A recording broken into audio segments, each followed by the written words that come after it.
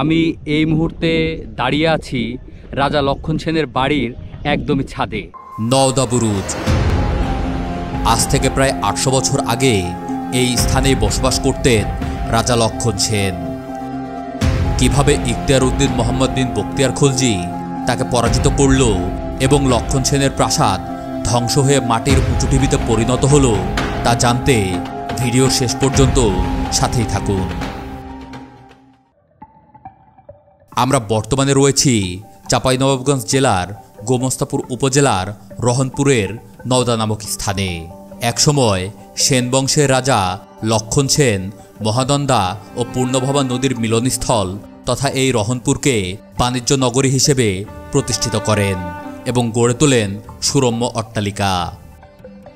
জানা যায় একসময়ের ইতিহাসখ্যাত নদিয়া অঞ্চলের অংশ ছিল এই রহনপুর।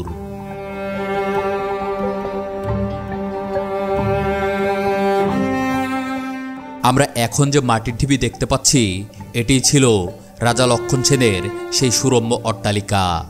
কালের পরিক্রমায় আজ সেটি উঁচু ঢিবিতে পরিণত হয়েছে। একটু ভালোভাবে লক্ষ্য করলে এখনও দেখা যায় ধ্বংসপ্রাপ্ত অট্টালিকার চুনসুরকির ঢালাই।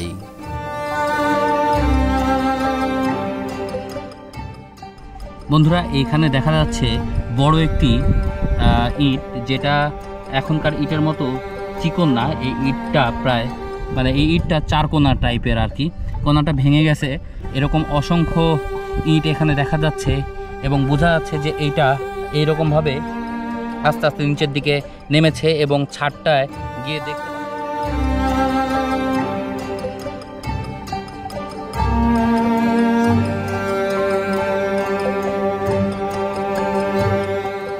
ধারণা করা হয় ৮২০ বছর পূর্বে তথা ১২০৩ থেকে ১২০৬ সালের মধ্যে ইখতিয়ার উদ্দিন মোহাম্মদ বিন বখতিয়ার খলজি জানতে পারেন ভারতবর্ষের একটি জায়গা অত্যন্ত সুজলা সুফলা।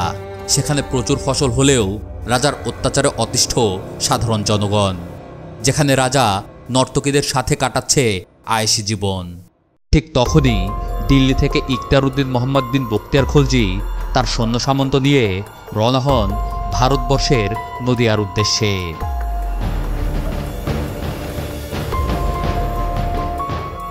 ইতিহাসে উল্লেখ পাওয়া যায় বখতিয়ার খলজি বাংলা বিজয়ে এতটাই মত্ত ছিলেন যে বখতিয়ার খলজি যখন নদিয়া আক্রমণ করেন তখন তার সঙ্গে মাত্র ১৭ থেকে ১৮ জন অশ্বারোহী যোদ্ধা ছিলেন। মূলত এটি ছিল একটি অতর্কিত আক্রমণ। তিনি তার মূল সেনাবাহিনীকে পেছনে রেখে খুব দ্রুতগতিতে অগ্রসর হচ্ছিলেন। যখন তিনি নদিয়ার রাজপ্রাসাদ অর্থাৎ লক্ষণ সেনের এই প্রাসাদের সামনে পৌঁছান তখন শুধুমাত্র ১৭ বা ১৮ জন সৈন্যই তার সাথে তাল মেলাতে পেরেছিলেন।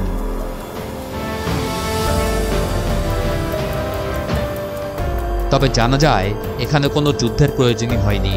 রাজা লক্ষণ সেন জানতে পারেন দ্রুতগতিতে ধেয়ে আসছে ইখতিয়ার উদ্দিন মোহাম্মদ বিন বখতিয়ার খলজি।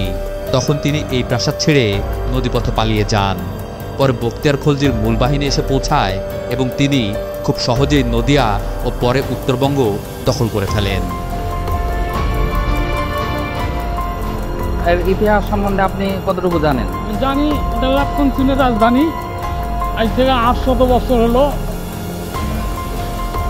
আরব থেকে অলিরা আইসা যুদ্ধ করে আদর্শ দিয়া মুসলমান বানাইলে, আর এই লক্ষণ সেন এখানে পালিয়ে আলো পর্যন্ত জানি আমি। আচ্ছা, লক্ষণ সেন পালাইলো এই পর্যন্তই জানা।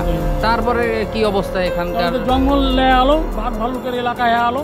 বহুদিন ধরে মনে করলে বাঘ ভাল্লুক বাস করতে, মোটামুটি ৩০-৪০ বছর হলো মনে হয় মানুষ চলাচল করতে লেগে। তার আগে তো কুঁটে ছিল মানুষ, তাই না? আপনি ছোটবেলা থেকে এটা এরকমই দেখতেছেন নাকি এখানে আরো ইয়া ছিল, এখানে বসতি ছিল? মানুষের বসত ছিল, এই একটাই ঘর দেখেছিলাম। আচ্ছা, আপনারা ছোটবেলা থেকে এরকমই ভাঙা দেখতেছেন না? এখানে বাড়ির কিছু অংশ দেখতে পাচ্ছেন?